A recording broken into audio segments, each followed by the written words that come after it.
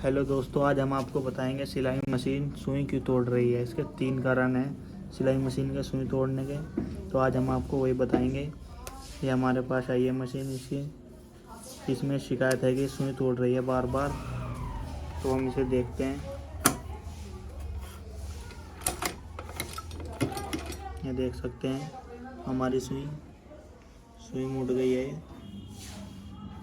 देख सकते हैं जब तेज़ी पे चलती है मशीन सुई भी तोड़ देती है।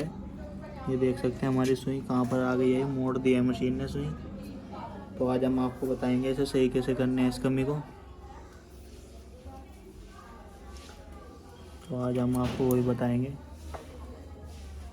तो ये कमी कर रही है मशीन। सबसे पहले हमारा ये गज देख ले। ये देख सकते हैं ये हमारा गज ढीला हो गया है। इसकी कमी से तो सुई ज़्यादातर तोड़ते हैं, इसी की कमी से तोड़ दिया है। चलते चलते मशीन का पेंच लूज हो जाता है तो ये गज ढीला हो जाता है। तो ये मशीन की सुई ये टूटती है इसलिए। तो इसे कैसे सही करना है आज हम आपको बताएंगे वही। सबसे पहले अपनी मशीन का माथा खोल ले। माथा खोलने के बाद अपनी पहले ये सुई बाहर निकाल ले। ये हमारी आ गई है बाहर, देख सकते हैं ये सुई मुड़ गई है और ये हमारी नई सुई है। इसमें देख ले कितना फर्क है। देख सकते हैं ये मुड़ गई है सुई हमारी। तो हम पहले इसमें नई सुई लगा लेते हैं।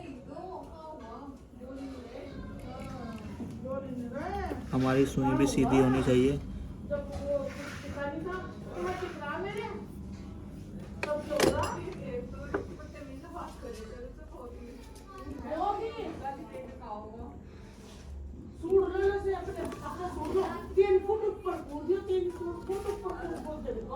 ये हमारी सुई देख सकते हैं सही भी नहीं लग रही।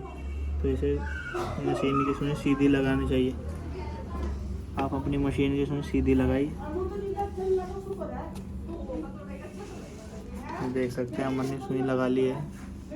मशीन की सुई सीधी लगनी चाहिए। तो अब हम देख सकते हैं ये ढीला हो गया है।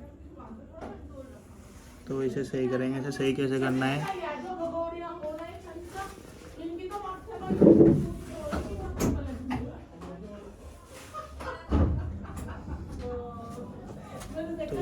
तो इसे सही कैसे करना है आपको हम वही बताएंगे।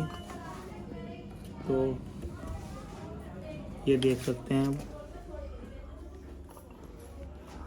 आप अपने यहाँ फिंगर रखकर अपने हल्की सी फिंगर पर लगनी चाहिए हमारी सुई। यहाँ पर रखकर ये देख सकते हैं ये लिंग है, ये हमारी मशीन का लिंग है। इसके यहाँ पीछे पेंच होता है। तो उसे कैसे सही करना है देख सकते हैं। यहाँ पर अपना पेंचकस लगा ले।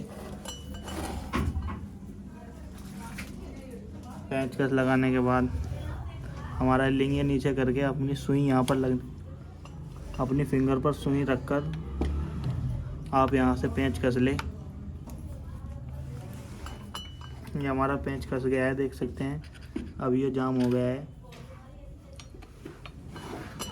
देख सकते हैं कितनी सुई निकाली हमने। ये देखिए आपको सिर्फ इतनी ही निकालनी है, अपनी फिंगर पर टच हो बस। आपको पेंच यहाँ से टाइट करना है। ये लिंग है, यहाँ पर नीचे रखकर यहाँ से पेंच कस ले। ये आसानी से कसा जाएगा। अब दूसरा कारण है सुई तोड़ने का, देख सकते हैं हमारा। ये देखिए पैर के बीच में नहीं है सुई, थोड़ी साइड में है। जब मशीन स्पीड पे होएगी तो पैर से टकरा जाएगी सुई। तो वो भी हम आपको बताएंगे कैसा सही करना है। ये देख सकते हैं इधर ये हमारी पैर से टकराएगी। चलो इसे भी बताएंगे। फिलहाल हम पैर खोल लेते हैं।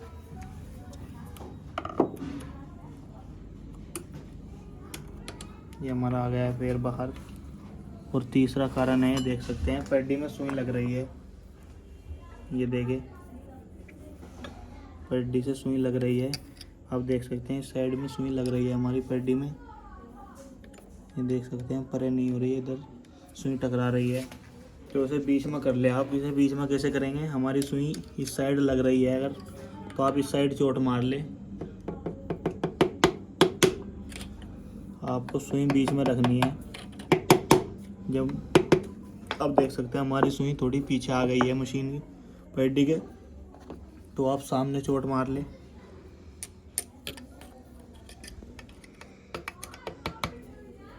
ये देख सकते हैं अब हमने चोट मार ली है, हमारी सुई बीच में हो गई है।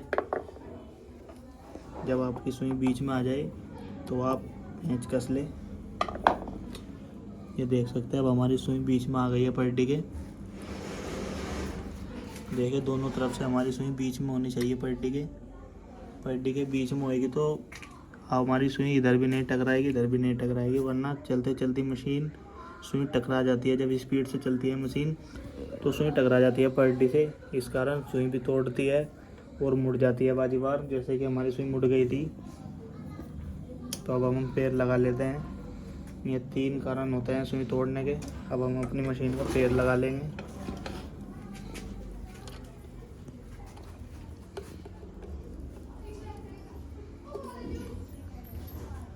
ये हमारी मशीन का पैर लग गया है।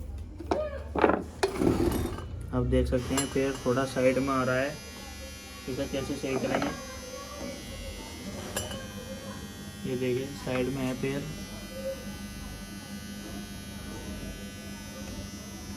तो आप हल्की सी चोट मार ले। वैसे हमारा पैर पट्टी हमने सरका दी तो बीच में ही हो गई है। अब देख सकते हैं पट्टी के बीच में हो। देखिए अब हम मशीन चला रहे हैं तो क्या है, चलते चलते पैर में नहीं लगेगी सुई, पैर में लगते ही सुई टूट जाती है। चलो अब हम इसकी सिलाई देखते हैं निकाल कर। पहले तो ये सुई तोड़ रही थी।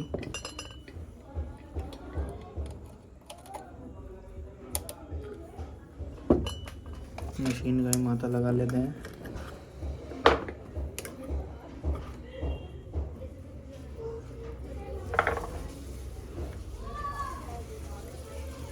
अब हम सिलाई देखते हैं इसकी।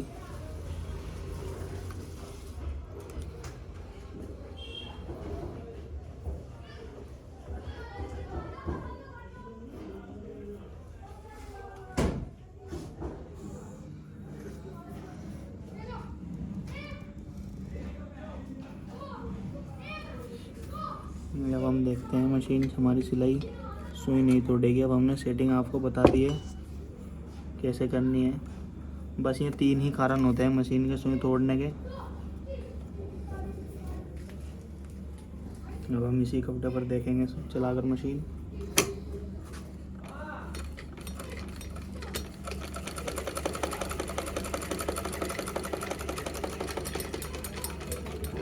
ये देखे सिलाई देख ले, सिलाई ठीक है, देख सकते हैं आप।